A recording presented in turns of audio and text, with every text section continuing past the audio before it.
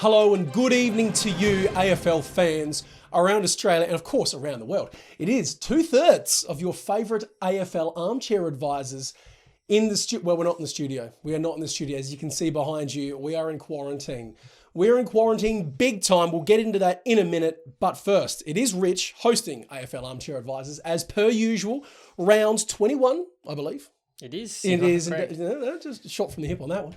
Round 21 of AFL season 2022 is what we'll be bringing to you today. We're going to go through all 9 games, look at who's winning and why, bets, tips, predictions, a little bit of fun along the way, all the rest of it. Boy, oh boy, what's not to love? Now, as I mentioned, I am Rich, and joining me is the man who I typically refer to as the prophet of profit.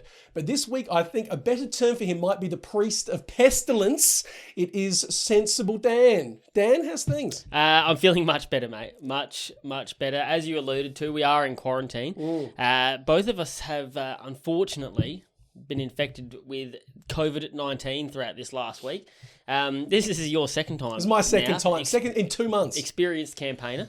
My first tussle with the devil. Early on in the week, I was pretty ordinary, mate. But feeling much better now. And EPL's back this weekend as well, so I'm feeling good. I'm feeling really good. Well, you'd want to be. You'd want to be. Absolutely. EPL is in. Desmond Van Bus is out. Unbelievably, I caught it in the show last week. Des, he sits a metre away from me, somehow dodged it. He's not been able to dodge gonorrhea or AIDS thus far. Or monkeypox. Don't start him on his monkeypox, I tell you. Have you seen what he looks like with his shirt off? It looks like a picture of the universe. Yes. It's just purples and blues. Yes. He's an infected boy. Yeah. But Des will be back on deck this week. But that means, Dan, that we get to have some good old-fashioned football chat. None of that nonsense. No scrambles. No talking about Marby or Chol, who we love, and tickle time, which we hate. None of that. It's good old-fashioned footy chat. Big fella. Let's leap straight into it. Absolutely. A monstrous Friday night clash. Melbourne Demons, who are second on the ladder? Second on the ladder versus the Collingwood Magpies, who have won 10 on the trot at the MCG to open up the account for round 21. Dan, what do you like? Everything about this game, to be honest with you, mate. At this point, you could say it's a preview of a grand final. Everything from here on in is open and up for grabs. Now, are you saying, now hold on 2 seconds of your life, are you saying from that, you see the Pies making the flag? I think once the final 8 is locked in, anyone can do anything.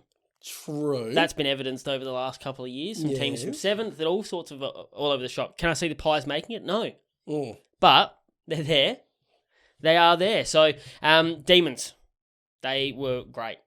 After a certain idiot in this room last week said they were done, completely finished, this guy right here, totally done for the year.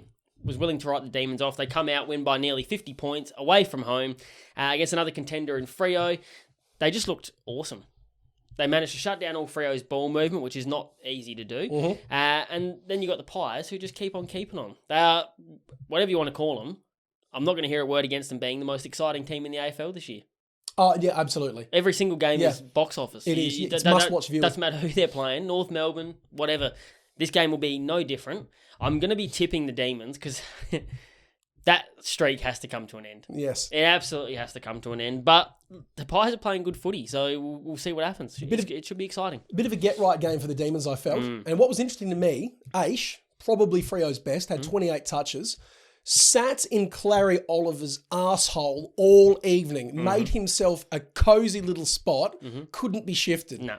Didn't matter. He's an elite tagger. He's done it a few times this year, and he's been really good at it. But the bloke's picked up the slack. Yes. Viney is in, I would say, career best form at the minute. Great from him. Petraka just all of a sudden just wound the clock back 12 months and is just a runaway freight train. Yep. And everyone else, it's like start of the season Melbourne all over again. Everyone else is pulling their weight, doing their work. The back line was fully functioning. And they kept, even though they were playing Griffin Logue as a bit of like a shutdown forward, almost, they still kept finding a way to get that spare man in defence free. Yep. And it just made such a difference. It was like Freo really tried to replicate what they did last time when they beat Melbourne. Melbourne were obviously much better prepared this time and just said it's not happening this time. And Gus Brayshaw, he got his bag during the week, got paid. And usually what happens when players get paid is they switch off. Not Gussie Brayshaw. No, sir. Went up a level, went into the midfield and dominated. Unreal. I loved seeing it. Unreal. Pies, as you said, keep making a habit of this. I thought they were pretty messy against Port. I thought it was a scrappy. Port played with a lot of desperation. Yep. Pies just really good at absorbing it. Yep. Really good at absorbing it. Did you know that that Port won all of the uncontested ball? I did. So Pies were prepared to just let Port just run around with the pill. Yes. It's look, the big thing that stands out for me with the Pies, their last 6 games have been against teams lower than 11th on the ladder. So this is their, I know they've won their last 10, but this is their first big test in a little while against a proper contender. Are you going to tip them? Are you going to be brave enough to tip the Pies? No. I'm tipping Melbourne. I've been saying for the last 2 weeks, the streak has got to end. And if it can't end against Melbourne, if the Pies win this week, then fuck it, I'll tip them the rest of the year. They're winning the flag. They win the flag. I'll go through. I'll put money on. I'll do the whole box and dice. Buy a membership, whole box and dice. I thought their backs were super disciplined, super disciplined. But at the other end of the field, I don't know. The forward line it worries me a bit. Myercheck's still a bit hit and miss. Some days he's on, some days he's not. Yep. Ginnivan's a lightning rod. Yes. He's he'll get ball and he'll get shots, but it's just how he generates those opportunities. Yep. I don't know. I feel like the big question mark is that forward line, and also Taylor Adams being out, massive. Yep. So with all of that, taking that into account, Melbourne for mine. The good thing with that, with Taylor, I say good thing, but the thing with Taylor Adams being out, Jack Crisp has sort of been moved out of the midfield. He'll come back into the midfield, which is a very handy addition. If you've got fantasy. Yeah. It's a very handy addition, and from fantasy standpoint, but from an actual football standpoint, I don't think you lose a hell of a lot there. But that opens up another hole. It does. But someone will fill it. That's what the Pies do, mate. Of the Jack Crisp calibre, though. So, I don't know, that knock-on effect of no Adams. He's been pretty ordinary the last 6 weeks, mate. I reckon someone can probably come in and have 18 touches. You reckon? I reckon they can. Oh, gee. Okay. Finlay McRae is right there. Caleb Poulter. I know he's a winger, but just Done. get him in. Yeah, go on. I love the bloke. Why not? Anyways, let's talk bets. What do you got for me? I'm going to steal yours from last week. Jake Melksham for a goal. He did it. And he's still $1. He's still $1.45. So that's good for me. I'll go Clary 30 plus this week because I think he this week will bounce back in a big way. Say it every week on the show. The Pies midfielders love nothing more than watching their opposition dominate them. It seems to be. They're never monstering the stat sheet, the Pies mids. No. Ever. No. So Clary will have his 30 and Jack Viney will have his 25. That's $1.43. I like that from you. I'm going to replicate that immediately. Jack Viney for 25 was the absolute first tip I put on my slate. Thanks very much. Now I've also got Jordan De Goey for 20 plus. Big game back. Got a lot to prove. Oh yeah, he does. All the contract chat circling. Watch him start statting up the last couple of games. That includes this one. So Jordan De Goey 20 plus. Nick Dacos, 25. I think that's pretty perfunctory at this point. Tom Sparrow for 15. Braden Maynard for 15. Yep. And then goals to Josh Carmichael and Ash Johnson. Only played a handful of games between them, but those blokes have scored a goal in every single game they've played. Why shouldn't that continue? Stephen May and Jack Lever may have something to say about Ash Johnson. Because they're going to put their heads together and be like, oi, hello, hey, Stephen May, it's Jake Lever here. Hey, Jake Lever. Fellow premiership winner like me. Yeah, I'm really worried about Ash Johnson and what's the other bloke? Yeah, Josh Carmichael. Yeah, I'm really worried about these guys. Yeah, me too. They've played about 5 games cumulatively. Is that a match for our premiership medals? Well, I don't know. I'm not going to say they're worried about them, but I think they'll probably find it fairly easy to take out their running patterns out of the game and the leading patterns. Yeah, but then that allows a big goober like Cox or Darcy Cameron to just rock up and... Yes. I don't think they'll do it. I think Ash Johnson and Carmichael are that far down the pecking order. They're just going to eat crumbs from the bottom of the table. We'll see. I'm here for it. Saturday, lunchtime. So make yourself a little sanger. I don't know. Cheese and pickle. What do you reckon? Yeah, why not? It goes around. It does. What about a toasted sanger? Toasted's fine too. What do you put in your toasted sandwiches? I don't eat them because I'm not 5. Nah, come on. Everyone's got time for a toasted cheese sandwich. I haven't had one since I was about 8 years old, mate. Well, you need to correct that immediately. There's nothing better. I'm a big boy now. All right. How's Pokemon Go treating you? Good. Really good. Saturday at UTAS Stadium. It used to be known as York Park back in the day. There you go. It's worth knowing. The Hawthorn Hawks versus the Gold Coast Suns. Now, interestingly, Dan, Suns, 5 starts, 5 losses. Hawks, 53 wins, 18 losses at this particular ground. But Gold Coast have won their last 2 against the Hawks. So there's just a few little sort of stats I just wanted to... Something to mull over? Just wanted to throw into the conversation before we get into it. I don't mind it. I don't mind it at all. Now, that Gold Coast game, we all had that penciled in as an easy dub for them versus the Eagles last week. Up to half-time, you were correct. After half-time, the Eagles thought, hey, you know what? 20 and a half rounds in, maybe we just play a bit of football for the next 90 minutes. What do you reckon, boys? Yes. And they really turned the heat up. That was the most aggressive I've seen the Eagles play pretty much all year. Absolutely. And they pushed the Suns to channeled Jai Cully's earlier elbow into some football. Genuinely did. Like, Waterman kicked that goal, and I thought, we're on here. We're on here. Yeah. So the Suns, I don't know, that's a bit of a worry. You can't be having those last half fade-outs or just letting teams come back in. Not good. Certainly not the Hawks down in Tasmania. No. What's your thoughts? I think that they will have addressed that during the week. But Gold Coast are in a tricky pickle spot at the moment because technically they actually can still make finals. But I don't think anyone inside the four walls would be thinking that's the case. And they probably just switched off after halftime. They're actually lucky to be winning games at this point in the year because normally they are not. Uncharted territory, isn't it? As we've said on the pod many times, 4 rounds in is usually just about time for them to put the feet up for the rest of the year. So off to bed. Look, I choose to look at it positively. I thought they held on pretty bravely. That Eagles team was fast finishing. I don't know where it came from. Like you said, haven't seen it for the whole year. Well, they had Kane Corn's words about how fat and lazy they are ringing in their ears. It just took the first 2 quarters to get through the layers of fat before it hit the brain. But I thought the Suns did quite well to hold on because that really came out of nowhere. Like I said, the Hawks overall gross. I thought they were pretty gross last week. Oh, but their last quarter was all right. Kicked 8 of the last 10. The week before, you said that was shithouse of the Crows. Because the Crows are shithouse. There you go. So I thought it was pretty gross. Again, you got to respect the fight back, but it was genuinely their worst performance for weeks. But it is what it is at this point for Hawthorn. I just think that realistically now you're just working on natural seasoning for next year, and they really need some A graders in that squad. It is just a Suns? No, the Hawks. Yeah, well, it's they've got blokes coming. Josh Waters just all of a sudden hitting the back end of the season with some real gusto. They do, but they just need some top line players to get traded into the club. They need to be aggressive at the trade period, I think. I like. So what do? Do you turf out Mitchell? Do you turf out O'Meara? Is Warple worth anything at the minute? What do you do? I don't. This is why I'm not a recruiter, mate. I don't know. Well, no, come on, big man. You're all about do this and do that. Well, how? Aren't we all about do this and do that? That's what people get paid to talk about on TV. You get paid, do you? Well, yeah, Des pays me. Yeah, I don't want to know. I don't want to know what currency he's using. No. I'm going to tell you. You don't. It is a tough one. Look, I'd be inclined to keep someone like Mitchell, but it depends if someone's going to give you 2 first rounders for him. See you later.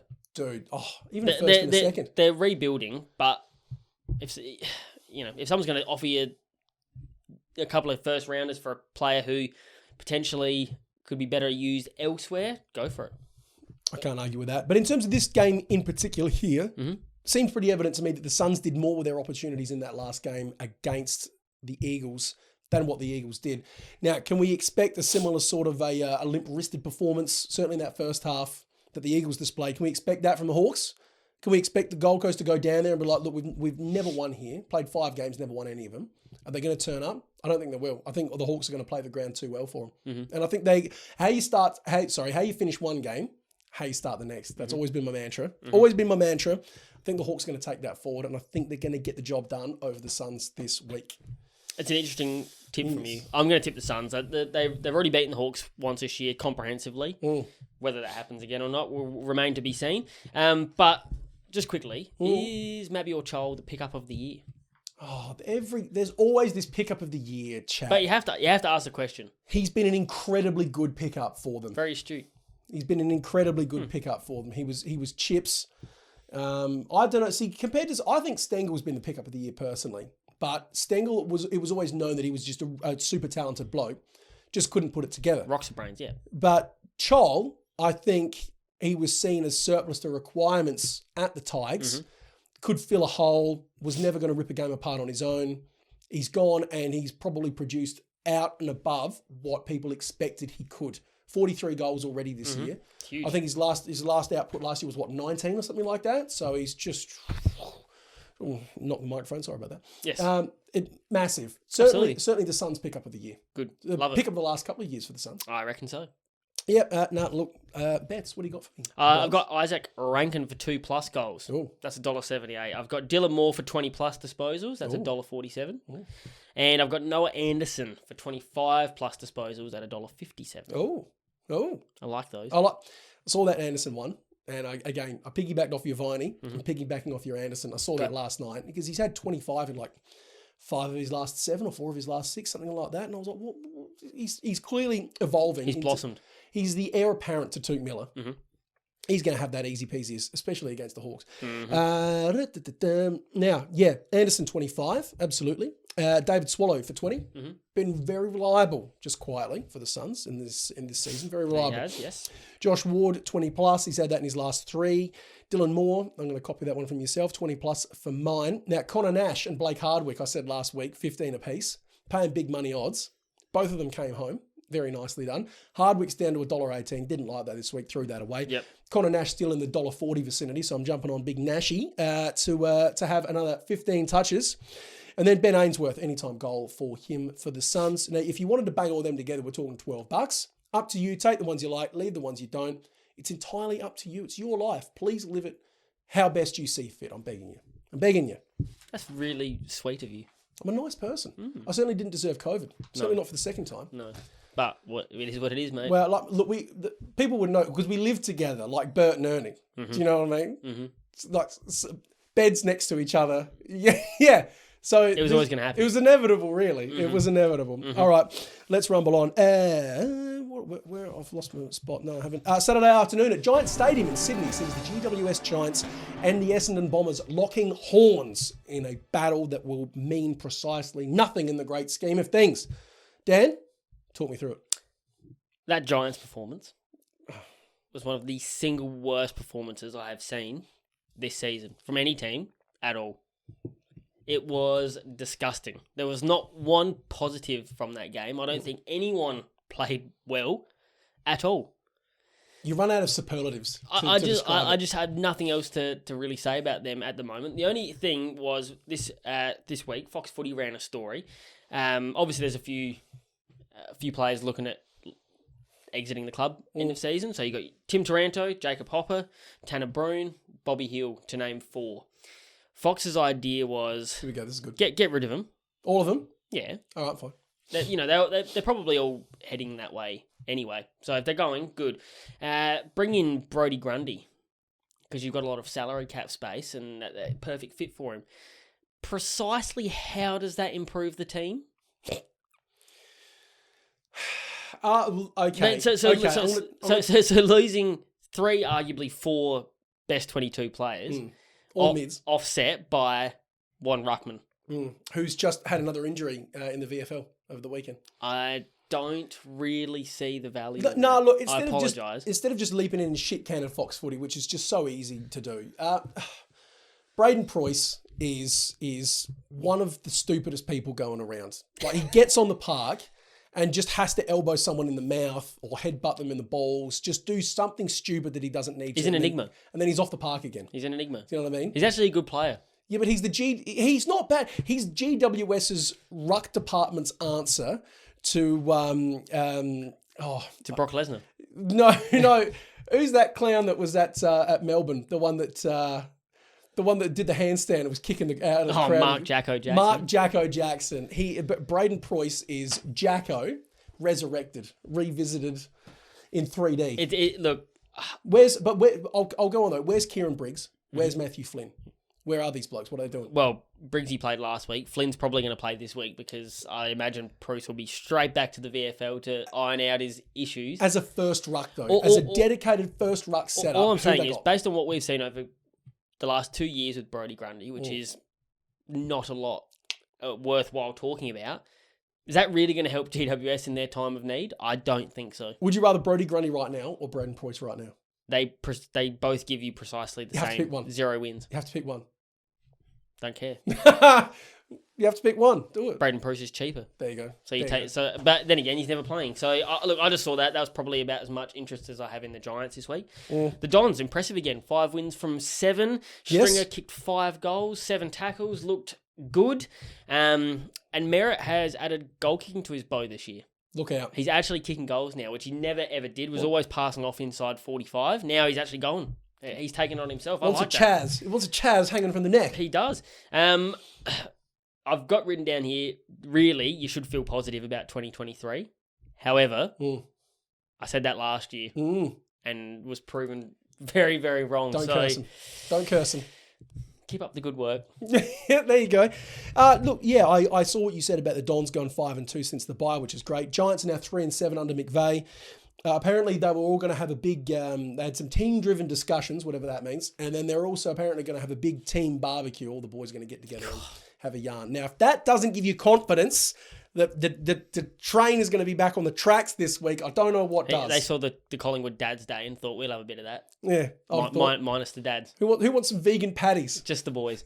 I actually I meant to say as well, did you see McVeigh shit can the entire team after the game as well? Yeah, he said 14 of those 22 on the park were checked out. I like it. And no good. I like it from Absolutely. him. Good. Why not? And you had people like Montagna being like, oh, you can't rubbish young blokes who were trying to come into their own. You're a professional athlete. You're earning hundreds of thousands of dollars a year. Bit limp-wristed for mine, Doug. Oh, yeah, but what else do you expect from a bloke that earns his living by sitting down all day? Do you know what I mean? I loved it. I thought it was good. Those blokes deserved to be shit canned.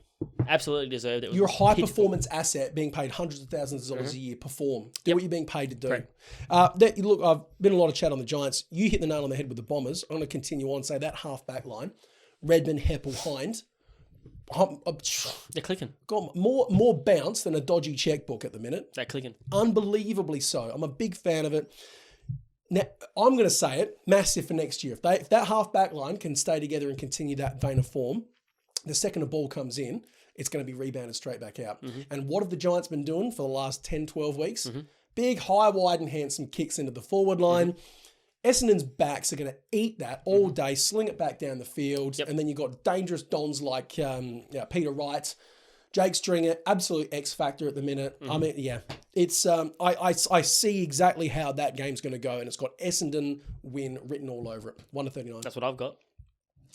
Perfect. That's what I've got. But do you have bets? I do.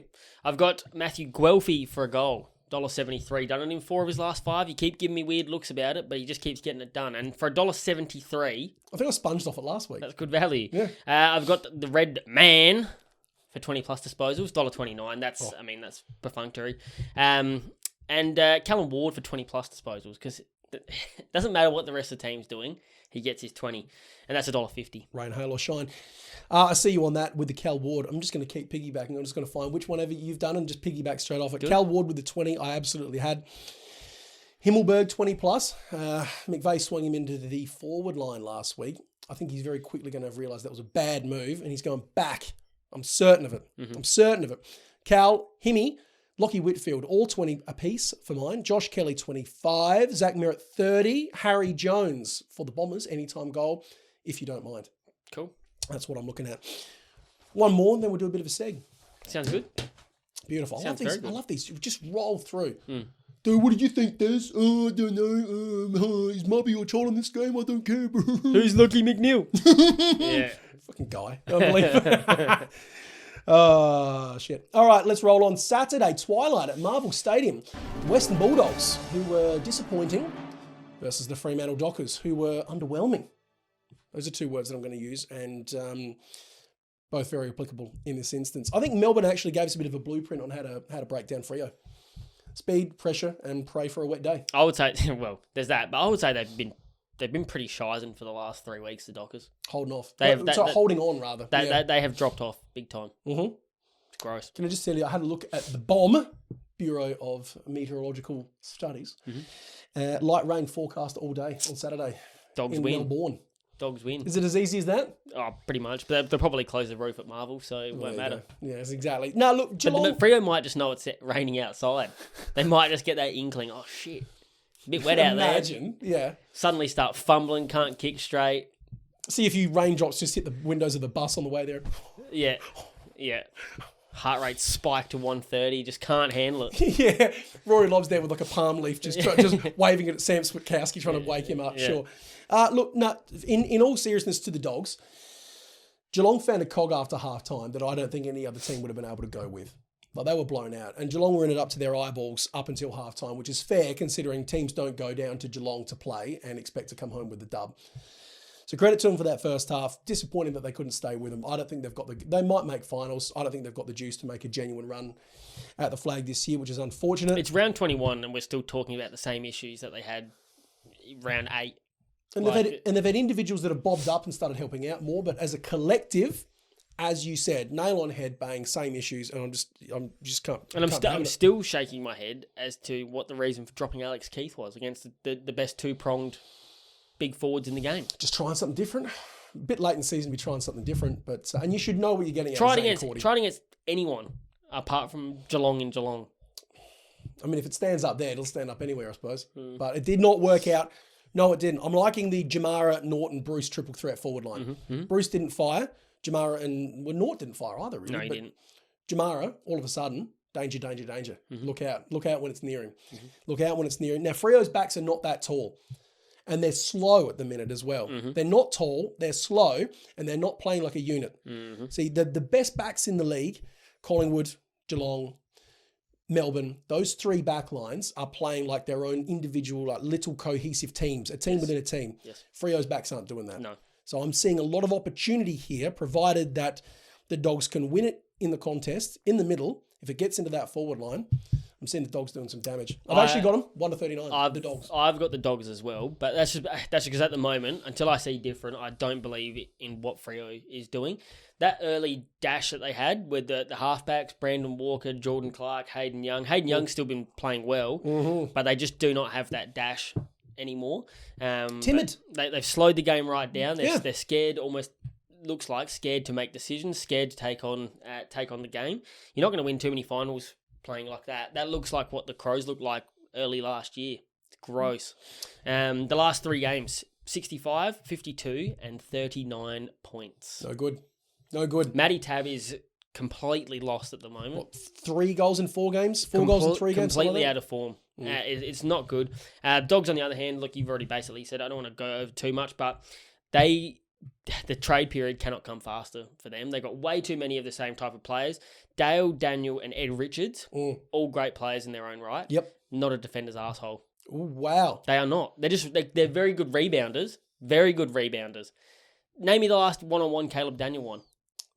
Exactly. Thank you. To be fair, I don't sit in front of the TV going, now Caleb Daniel, and now I'm just waiting. Is that a one-on-one? Oh, no. I don't work for Champion Data. I do. Obviously I don't. But they're not defenders. And it's not helping the problem when you don't have any proper defenders to help them. I agree. They need a key back, and I've been saying this all year. They absolutely do. Until that happens, they're not going to cause anyone any real troubles, but I do have them 1-39 here. Strongly on that from you. But if Freo continue that cautious play, they'll lose this. If Freo, for some reason, discover that spark that they had at the start of the year and that fast-running play style, don't know, this could be a bit more of a shootout than what we expect it to be. Bets-wise, you mentioned Ed Richards. Ed for 20. Thanks, Mum. He's been good. Look, when I say they're not defenders' assholes, you understand what I mean by that. In true defenders. Yeah, exactly. And they know that. That's why they chucked Buku Kamas back down. They are great rebounders, great accumulators. Ed Richards had 28 disposals on the weekend. Massive. He's taken to that rebound role perfectly. Just start defending. See where it gets you. Well, and they know that. That's, as I said, that's why they chucked Kamas back down there. But yeah, dear me. Oh well, that's their problem, not mine. Ed Richards, 20 plus, thanks. Luke Ryan, Hayden Young, and James Aish, all for 20 plus. Andrew Brayshaw, Will Brodie, and the Bont, all for 25. And if you bang all of those together, if you felt inclined to do so, you'd be looking at a multi worth north of $14. You're not worried about James Aish tagging Bontempelli? No. I am very worried about that, so I'd leave that if I was you, but that's up to you. I just had a JJ Gold add to that. Jason Johannesson, 4 of his last 5. Big Jojo Banana Beans. $1.67. Man wants him a contract. He does. That's lovely from you. Now, no dummy of the week this week. There's just too much going on. And it's all a bit political. We don't like that.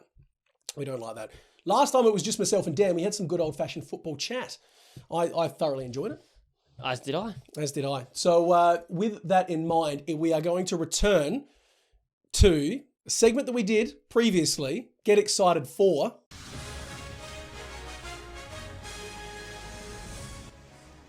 I'm Rick Grimshaw, and this is A Present Concern. Welcome. On tonight's program, we shall be discussing some of the most pressing issues in the AFL community at the present time. hence the name of the show. Joining me, of course, is Dr. Daniel Danielson, an expert in the matter.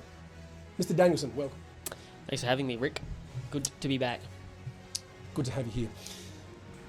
To start our program tonight, we shall be looking at Eddie Betts and the autobiography that he has released, which has been causing shockwaves through the Adelaide Football Club and the AFL community at large. Dr. Danielson, in your opinion, what is the best way that the Adelaide Crows should be addressing this concern? Do you believe heads should roll? And if so, whose? Unfortunately, there really only is Mark Rasciuto left from this incident occurring. So if anyone's heads have to roll, it would have to be Roos. Do you believe that should happen? No. No? I believe it should have happened a few years ago when they did a proper clean out. How Roo managed to survive, we shall never know. What should they do from here? I think at this point, being a Crows fan, I am sick to death of hearing about this camp. I really am sick to death of hearing about it. What I would like to see from the club, placate everyone once and for all. Big apology. Big apology to Ed, big apology to everyone that was involved with it. Just to try and get this situation finally put to bed. We all know it was not good. Let's just end it. CEO Tim Silvers did hijack Rory Laird's 200th press conference. 200 games, that is, not the 200th press conference that he's done. To offer an apology to Ed and to any other players affected. Did this go far enough in your opinion? Keep going. What would you recommend? Big press release, big release to all members. Try and get Ed in to do some sort of public apology. I'm not sure. But anything to put this issue to bed, please. Does this now raise questions as to whether or not the media were unfairly targeted? Individuals such as Carolyn Wilson, Sam Edmonds, for reporting what were deemed to be untrue facts. Does this now give their stories a bit more weight and credibility? Absolutely refuse to wade into the waters on whether Sam and Cara are correct about anything, ever. This is probably wise from you. Thank you, Dr. Danielson. My pleasure. Speaking of mental health, young Collingwood forward Jack Ginnivan did a wonderful interview on the weekend in which he openly addressed his mental health concerns that have taken a dive in the wake of all of the discussion regarding his so-called ducking and playing for free kicks. Dr. Danielson, in your opinion, does Jack only have himself to blame? Is he the victim in all of this? Or is he the villain in which many people portray him to be? A little bit of column A, a little bit of column B, Rick. I never like to hear of any players going through mental health struggles. That's not what anyone ever wants to see. And all the best to Jack in his battle with that.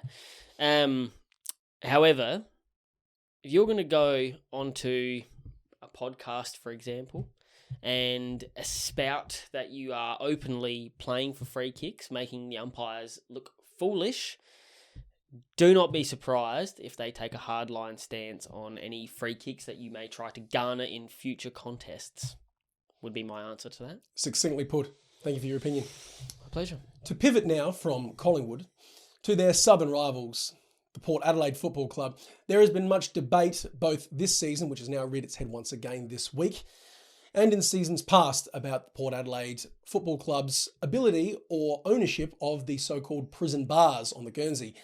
Port Adelaide Football Club claim they are one club dating back to 1870 and that to wear the Guernsey is their right, whereas Eddie Maguire, former CEO and chairman of the Collingwood Football Club, states that they signed a document when entering the AFL clearly stating that they could not wear those prison bars as it would be clashing with Collingwood's and that Collingwood was the sole owner of them. Dr. Danielson, in your opinion, does the Port Adelaide Football Club have a claim to wearing these prison bars, patterned Guernseys in the AFL, or should they leave Collingwood alone to wear that patent Guernsey and then focus on their own? Carefully treading into these waters here, Rich. First of all, would love to see this document that Ed claims has been signed. I don't believe anyone has ever seen it apart from the people who were there. So bringing this document to light would be, firstly, fantastic. Give a bit of closure to everyone. Secondly, not a big fan of the AFL's radio silence on this issue. They seem to be quite content to let everyone else deal with it. I would love Gillan McLachlan to say, to come out, for example, and say, Koshy or Ed, please shut the hell up and move on. I don't think there is actually any harm in letting Port wear them for a showdown. I don't think that affects anybody. I think Collingwood has a fairly easy rub being the only club in the league not to have a clash Guernsey.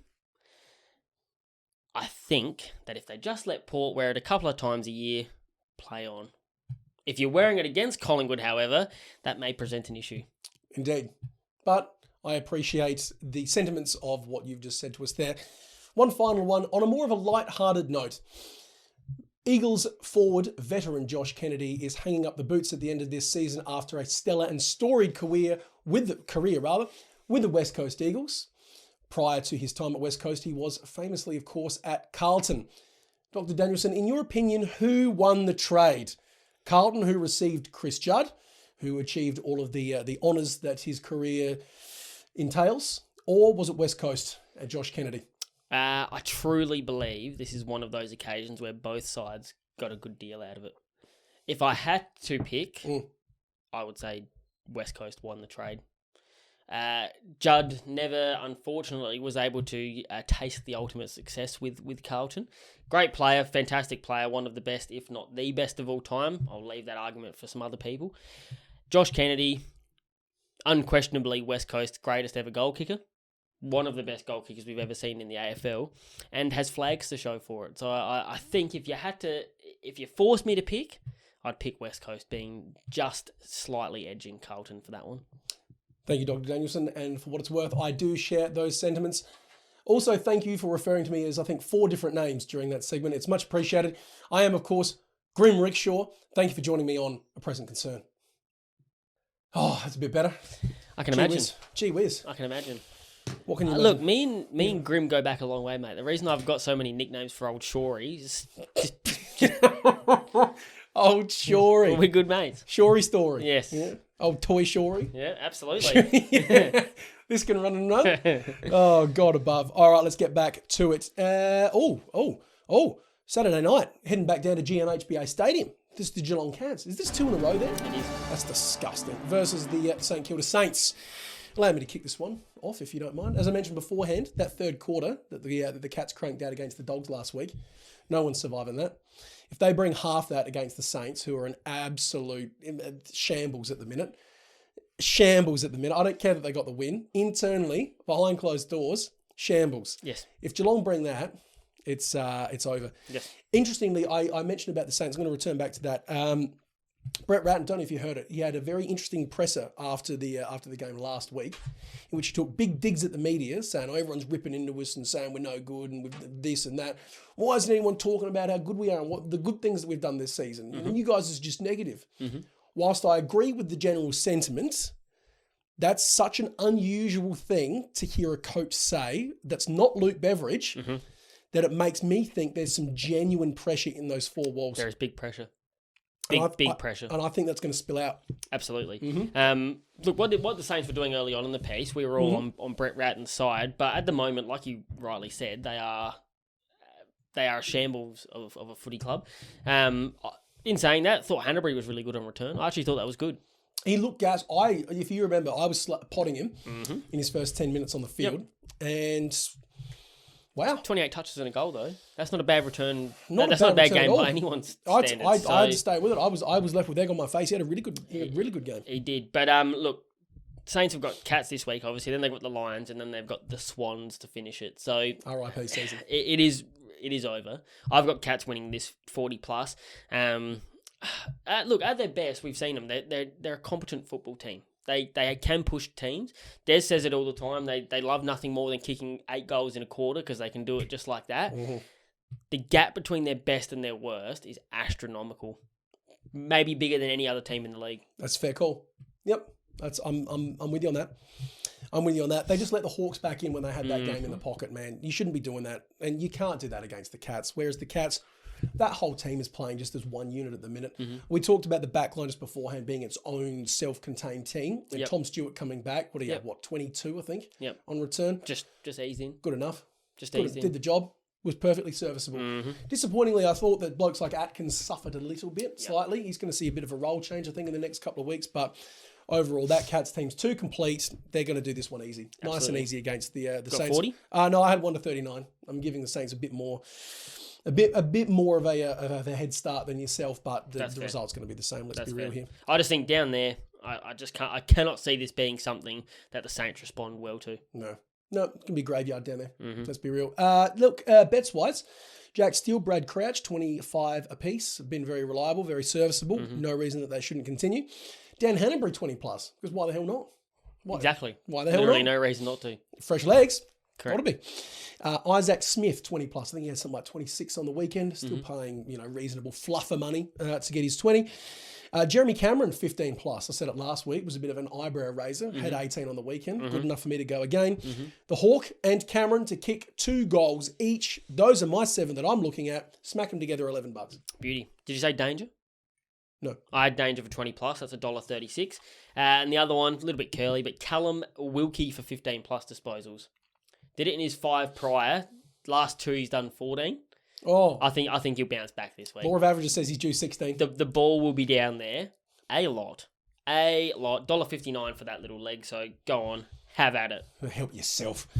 And while you're at it, why not join us on Saturday night at the Adelaide Oval, in which the Port Adelaide Power will be doing battle with the Richmond Tigers once again. Dan, talk me through it. I'm actually looking forward to this game. We say it quite often when these two teams play. It's like a little mini rivalry. They don't like each other for no other particular reason than they just don't like each other. That's good enough for me. And we always get on board with that. Power season is obviously over now, which is incredibly disappointing for them, coming in with such high expectations. But now they get everyone's second favourite job in the AFL, which is to impact finals. And I'm sure they would love nothing more than driving a knife into Richmond's coffin. Can they do it? I don't know. I actually think I've actually got them winning here. I do. Really? I think now that the pressure's off, we'll probably see them play even better footy. They've been playing pretty good the last couple of weeks. They really have kept it nice and close. I think that Dixon and Finlayson have been admirable in the ruck, having never really played much of it before. Rosie's been great in the middle. Awesome stuff. Wine's a bit of a step back, but I don't know where I see their credentials for next year. Do you see them as a finals contender next year? Yes, but they are still one blue chip midfielder away from being a genuine contender. And if they can get Dunkley, heard it here first, if they pull Dunkley, it's big. Look out. Big. Look out, because all of a sudden they'll have Lycett. Yes. First ruck. Yes. Fit and ready to go. Charlie Dixon, who can pinch it in there. They're going to have Teagle. I like what I saw from him. Same. So you've got 3 potential ruckmen there who can all step in. You've got a forward line of Marshall and Dixon, who I think should be your 1 and 2 woods. Yep. And then you could chuck Finlayson down there as a bit more of Georgiades. Yeah. And then you Kane Farrell. Still years of football left in that bloke. Look, I'm very much in the same. I could go on. I'm very much of the same ilk. I think that they're probably around the mark again next year. That one 5-star just crushed them. Absolutely crushed them. If they were 2 and 3 going into that, yep. It's a different story. And then we've got Tigers, a loss here, and it's starting to get a little bit hairy for them. They cost themselves the 10 points over those previous 3 weeks, and now they've lost Dylan Grimes as well. Yes. Which is massive. Humongous. So their forward line's coming into a bit of form, but the back line... shaky. But as we've said about Carlton in the past, if you win it in the middle, it doesn't matter about your back line being shaky. Just win it in the middle. Correct. I've still got the Power winning, though. I think that'll... just for nothing more than a bit of intrigue. I really want some intrigue around that 8th spot at the end of this year. Is it stop Shai Bolton, stop the Tigers? It certainly goes a long way to doing it. Certainly goes a long way to doing it. Fox Footy called him potentially the best player in the league at the moment. What are your thoughts there? I love Bolton. It was Chad Warner last week. I love Bolton. And know this, for years now, we've been frothing Bolton. Absolutely. He probably is my favourite player to watch. Absolutely. Do I think he's the best player? Define best. Exactly. Define best. I like consistency in a best player. And every week, Kicked 2 goals on the weekend. Also kicked 5 behinds. 2 goals, 5 is not. If 5 goals, 2, different story. No, 1 week is not enough to judge a player off of. No. It's not enough. But I really like what he's doing, especially in Dusty Martin's absence. Richmond's relentless pressure won that game, and their desperation was crucial. They were not prepared to lose. No. They didn't lose. Coming back from 42 is massive. Just ridiculous. They clearly had watched that show, The Secret. They manifested their own destiny. They believed in a win. A win they got. Clearly. Absolutely. Very clearly. Power, though. They were not weak effing pricks. No, they were not. And you'll never see that. Not under Dimmer Hardwick's watch. Yes, sir, Bob. Power, though, credit to them, I thought they fought that out. And in years gone by, they just would have turned over and just let an arse paddling, of the size of which you've never seen, continue to occur. And they didn't. Fought it out. Credit to them. I expect to see that again. This is going to be a high-intensity, really, really manic game in terms of pressure all the way around. I don't think the Power is going to be afforded to have as many of that uncontested ball as what they did. Richmond's going to clamp right down onto that. And they know this time of year better than most other teams. Absolutely. Most other teams. Plus that, all of that together, plus the triple threat of Cumberland, Lynch, Rewalt, got the Tigers 1-39. Imagine saying Noah Cumberland was part of a dangerous trio 6 weeks ago. You've been laughed out of the studio. True. He's a jet. He's a jet. He's the future. I can't call him that because John Butcher's still got that title, doesn't he? Oh, no. Somewhere in the Riverland leagues, he's crying. Oh, Lord above. All right, let's talk bets. I've got Ollie Wines, Carl Amon, 25 disposals. I've got Darcy Byrne-Jones, who's been an absolute rock in that back line, as well as Zach Butters, who's back, and Trent Cotchin for 20 disposals apiece. And then I've got Jack Rewalt for 2 goals, and I've got Noah Cumberland anytime goal. Anytime goal for Big No-No. Forget No-No. It's a yes from me. Exactly right. 7 legs. $18. Beautiful. That's rude. Very much so. I've got, I actually didn't really like a lot of the value in this game. I've got Georgiades for a goal. Okay. $1.31. Did you say Butters? Yes. Did you say Cochin? Yes. Done. I was listening, but not, if that makes sense. It's just so nice to be valued. Yes. Do you know what I mean? It's just so nice to have a partner who respects you and listens to what you've got to say. I've got to channel Des a little bit, mate. I'll remember this. I'll take this forward. Let's look at the Sunday lunchtime game at Marvel Stadium. It's North Melbourne Kangaroos and the Sydney Swans, Sydney 40+. I think it's fairly perfunctory. In saying that, the last game between these two was only 11 points. Do you expect that to be the case? No, I don't. Thank you. But it's a talking point. It's not a talking point. Look, the Swans were clinical. Expect a similar result. I've been liking Stevenson at North. I've been liking the Simp. I've been liking LDU. And I haven't liked much more. I think Jed Anderson does his job every week. Yeah. But it's a very uninspiring North. They actually won the midfield battle. They dominated clearances 42-22. Made a difference. That's the one thing that North can hang their hat on, though. At least they're winning a stat. Better than nothing. Oh, gee whiz.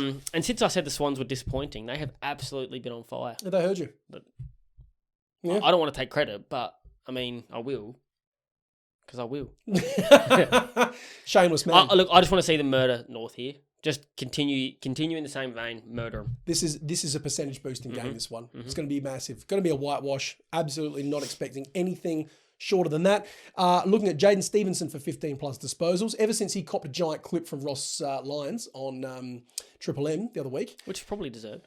Massively deserved. But good players respond. He certainly responded. He's been very consistent the last 3 or 4 weeks, so I've got him for 15 this week. Yep. The Simp, LDU, Luke Parker, all to have 25. Robbie Fox to have 20 disposals in that back line, because the second he gets it, it's not going to get any. It's not going to get past him. No. And then Heaney and Franklin to kick 2 goals apiece. Have all of those. Really nice odds on those ones. If you want to smack them together, it's about $12. Beautiful. Do what you want to do. I have Errol Goulden for a goal, $1.60. And I've also got Tom Power for 15+ disposals. Power! That's $1.36. Power! Right in the kisser. Like that. Sunday afternoon at the Gabba, we've got the Brisbane Lions. The big game.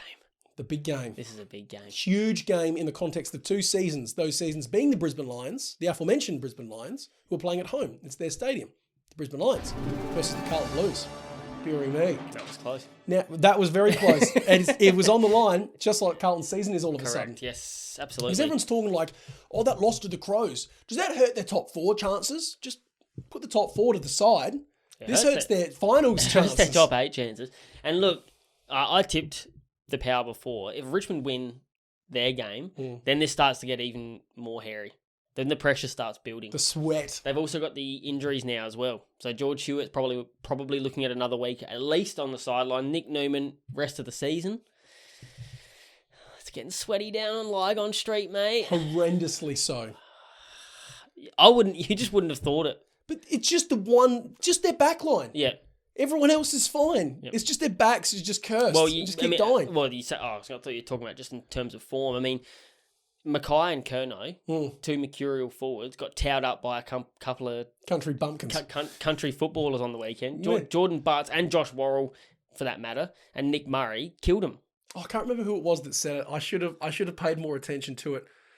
Oh, I can't remember who said it. It's going to do my nut in. It wasn't David King, but some talking head in the AFL said that Nick Murray, future All-Australian. That's Matt Rendell. Was it Rendell? Yeah, of course. Classic from Renners.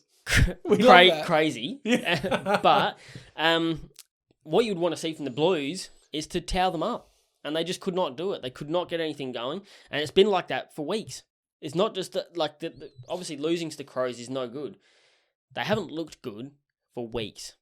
And Brisbane, much the same. Unless something drastically changes up in Brisbane, they've not got a flag run in them at all. I don't think so. These look suspiciously like two teams. Say Brisbane don't make top four, they'd trounce first round. I think so. Carlton, very much the same. I really struggle looking at them at the moment, thinking, they could cause some damage once they get there. I think so. This game really is going to be won and lost in the midfield, and that's what it's going to come down to. So who do you like better out of Neil and McCluggage versus Walsh and Cripps at the minute? That's what it's going to come down to, because Carlton don't have a backline anymore. No. And now we've seen the blueprint how to take Sard out of the equation, which is a real worry going forward. Brisbane have got to replicate that. You've got to send a runner to Sard and just try and do a hit job like Keys did. Absolutely. You have to. You would have said, provided he plays, Zach Bailey, Dane Zorko's probably another one. You send him straight to him and just give him the absolute shit. Bailey would be perfect. Bailey's such a like-for-liker. Yeah, it's a real interesting one. Whereas Brisbane's backline, again, it's just individual blokes doing individual things back there. Yep. Like, I don't know. I'm not seeing a cohesive backline sort of structure. A few weeks ago, they'd allowed the third most points. They've allowed the most points in the top 8 now. The most points in the top 8. So, I mean, you can't just call it as simply as that, but statistically, the worst defence in the top 8. And what have they been missing? Nothing. Dan Reed. There's just no cohesive plan back there. And I think it's a genuine worry against two of the most, shall we say, in form, certainly most dangerous forwards in the league at the minute. I don't know. I've got very much like-for-like teams at the minute, these two. I'm going to go with the home ground advantage in that instance, and I thought Brisbane played a bit more of a complete game, whereas Carlton didn't even get started. There'll be a response. Yeah. How much of one, I don't know. It's up in Brisbane. I'm going Brisbane 1-39. It's a real 50-50 call, this one. I've gone the Lions, but I just... You got no confidence? No. Either which way, whichever it goes, you'll be like, yeah, it's fair. I saw that coming. Look, whoever wins it will have deserved to win. But I just, it's not so much this game. I'm just seriously worried about these two teams come September. I don't think Fagan will be happy whatsoever that his Chargers are performing like this. And then there's been that ridiculous story floating around this week that Clarko might be interested in the Brisbane job. Have you seen this? No, what? And someone had asked Fagan about it at the press conference, and he was like, well, that's the first I've heard of it. So what are you even asking him for? Why would he know anything about that? He's coaching a team that's going to play finals. Hey, Fags, have you heard Clarko wants your job, mate? What do you reckon? I mean, and again... Dipshit media. Look, again, realistically, any team would ask the question about Clarko, just about. But Brisbane is not getting rid of Chris Fagan. It's not happening. Unreal. Man turned it around. Okay, yeah, look, Bets, what do you got for me? I've got Cam Rayner for a goal. Did it again. $1.57. Oh, Britney Spears. It works. It works. Klug, 25 plus, because he keeps doing that. $1.42. Yeah, go on, let's keep doing bingo here. You've gone 2 for 2. Keep and going. Sam Walsh for 30 plus. 3 for 3. $1.48. Not bad from you. That's good. Not bad from you. So I had those 3 as well. I also had Doherty 25. Kitty Coleman for 20 plus. What a linchpin. I could go on about that, bro. And see, look, this is right. I was going to say to you about him before. You might peg him in the same role as Bailey Dale. He can actually defend. And he intercepts well. And his ball use. Yes, he's a slut for possessions as well. So? But that's good. There's nothing wrong with that. But every time he gets one, he's just so precise and he knows what he's doing with it. If you're going to slut around for him, great. You got to do the hard work going back as well, and he does it. He actually looks like a really good player. Now, forget Rendell, he's all-Australian. Not this year. Oh, coming. He's got him in his future for sure. So Absolutely. Kitty Coleman, 20 plus. Cluggy, we said. Rayner, we said. Yeah, Walsh, we said. Doherty, we said. Who am I missing? If I had to guess, I would say that there's a bit of a pungent odour. Oh, is there ever? Yeah. And it's not just Dez's scramble. No. It is Lincoln McCarthy anytime goal. Put that down. Stink pig. The stinkiest of pigs that ever lived.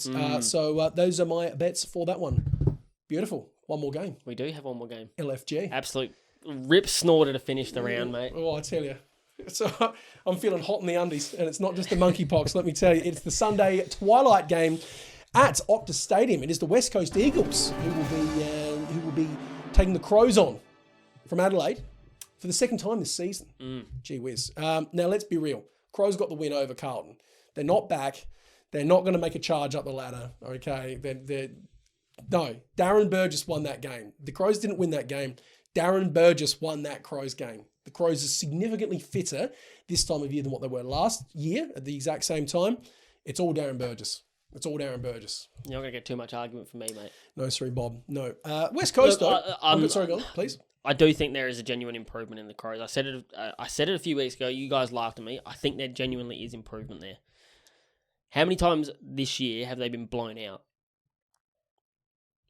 Define a blowout. What are we talking about blowout? 5 goals more? 5 goals more? I'm talking like their 40 points? Their customary 50-point blowouts. Well, no, they're not getting North Melbourne. Sure. There is improvement there. It's still the youngest list in the comp as well. So, is it a good list? I'm not hearing... No, but that's... that is what it is. We've said this in the past. Richmond, 2016, no talent, just run and work hard. Nix is doing what he can with what he's got. Darcy Fogarty is playing out of his mind.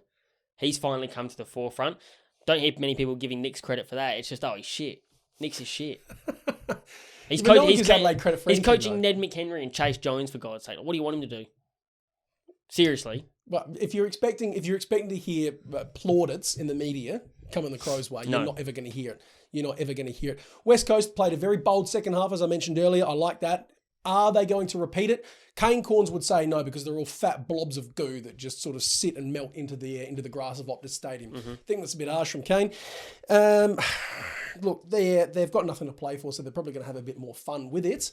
And you've got blokes like Duggan and Hearn who are still going around and looking. Kennedy's last home game? I've got that written down. Are they going to do it for Kennedy? Yes. Are the Crows fit enough to run this one out? Do they have the maturity to be able to go off the back of a good win and string 2 together? Don't know. I don't even think about the fitness aspect of it. This just has the reek of one of those games where West Coast will come out and play unbelievable football just because. I think you're right. Just because. No, I think you're right. Look, Kennedy will probably kick 4. Yep. After Mackay and Kerno being able to do nothing last week. He'll probably towel them up. One last run. Give the fans something to smile about. I would have thought so. Get cheered off. And big congratulations to Shannon Hearn as well. He looks like he's going to play on for another year. Which is great. And they do need that. They genuinely need a steadying presence back there. Strongly agree on that. No, look, I did have the Crows 1-39. I'm actually going the Eagles now I think about it. Just to square the ledger. Be one apiece. Both two schlubs of teams. Exactly what they deserve out of this season. I would have thought so, yeah. That's for me. Bets-wise, what do you got? Jamie Cripps for a goal. Yep. Brodie Smith for 20 plus. Yep. And Rory Laird for 30 plus. Nice. I didn't have Cripper, but I had Smithers for 20, as well as Liam Duggan. The most reliable 20 disposal getter going at the minute. It's unreal. Unless you speak to a certain West Coast fan who hates anything to do with him. I don't speak to West Coast fans, and you shouldn't either. True. Stay away from I'm trying to cut back, but it's hard. What do you want to hear apart from umpires? That's more or less it. Sorry, West Coast fans, I love you. Liam Duggan, Shannon Hearn, Brodie Smith, all 20 disposals apiece. What else did I say? Soligo for 15. He's coming along. They've got one there. Ben Keys, anytime goal kicker. I think he's going to go forward again and do a bit of a similar sort of a role. Taylor Walker for 2. I think that's enough. Ben Keys is never going back in the midfield again. 4, 5, 6, 7. Who have I missed? Did I say Laird for 30? No. I'm saying I don't know. I'm saying Laird for 30. I think that's everyone. Should be everyone. All together, $14. Ben Keys is never going back in the midfield again, mate. I told you, Ben Jenkins. Actual. Average goal distance of 4 metres. Yeah, but Josh Jenkins had an average running speed of 2 kilometres an hour, whereas Ben Keys, the Roadrunner, earned every single one of his goals. They're the same height, weight, and hair as the Roadrunner as well. Correct. Perfect. Beautiful. Nice, short, sharp, and punchy one this week. Fans, thank you very much for joining us. It's much appreciated. Gamble responsibly if you are getting on the bets. We appreciate that. Also have a look at the socials, Insta and Facebook, Armchair Advisors. Click the ye old subscribe button down the bottom and a little like, just so it tells YouTube that we're doing a good job, because we're doing our best, man. We're doing our best. Come on, give us a bit of love. It's been a trying season. Oh my God. I'm exhausted. It man. has been a trying year. I'm exhausted. Yeah. We've got the consistency of dishwater at the minute. Yep. But we love you. Thanks for sticking with us. We're going to stick with you, and we will see you next week for round 22. Take it easy.